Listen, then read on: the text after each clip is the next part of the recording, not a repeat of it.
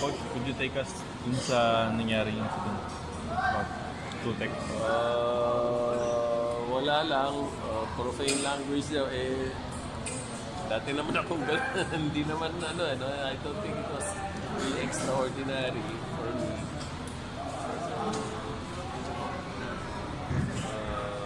Yun. But turned out to be a blessing in disguise. Coach Jolas did an excellent job taking over from me. Plus the guy stepped up. But really it was, I think, our defense that did it for us. I was pretty confident na kahit wala ako sa loob, just as long as we execute the game plan, we'll be okay. Kasi well prepared naman yung preparation namin. Well prepared naman yung team defensively against Alaska. Plus, we caught Alaska. We played good defense and we caught Alaska on a really bad night. Siguro law of averages din. They played really well against Ginebra. Pinampakan nila yung Ginebra. So, meron talagang ups and downs. No? It just so happened that we played probably our best defensive game on their off night. So that's what happens. It's also our belated birthday gift to our president, si Boss Rod Franco. So we really wanted to win one for him. So, I'm sure he'll be happy with the win, especially with what happened against San Miguel. Sa akin din kasi yung today's game could be a good sign because we need to win the next 3 games actually. So we need this confidence boost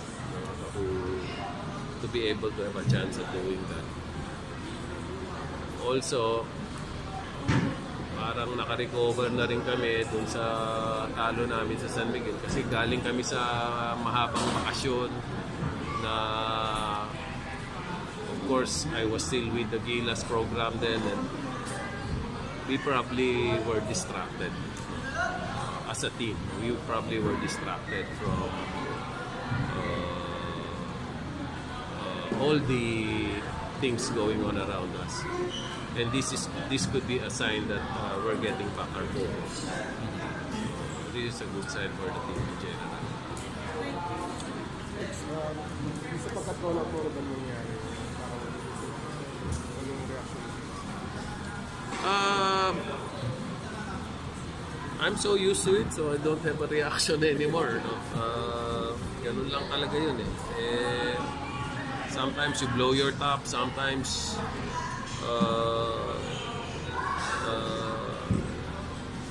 I think you need to send a message to the referees. For one, I think yung nangyari kay Wami should have been an F2. Yung sinadya siyang tatawin sa mukha. No? To me, that's a clear F2. Yung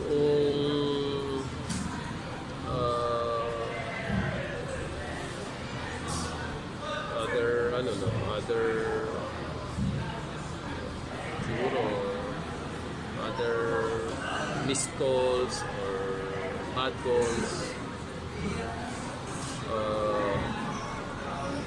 I don't know, I was still watching sa dugout on TV and I could still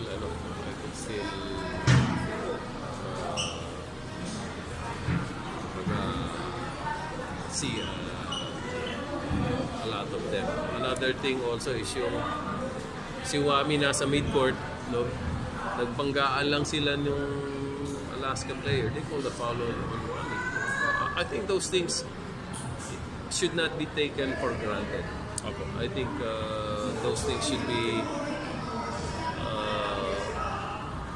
taken up, no? During their deliberations. Parang naglo-loosen up tayo sa officiating. And these are the crucial stages. Itong ano, Ginebra. Ginebra, malayo. Actually, we're still playing... Matagal pa pala, oh. We're still playing Blackwater yata Sunday. Next week pa naman yun. Next week na lang natin pag-usapan. Sige, thank you. Thank you.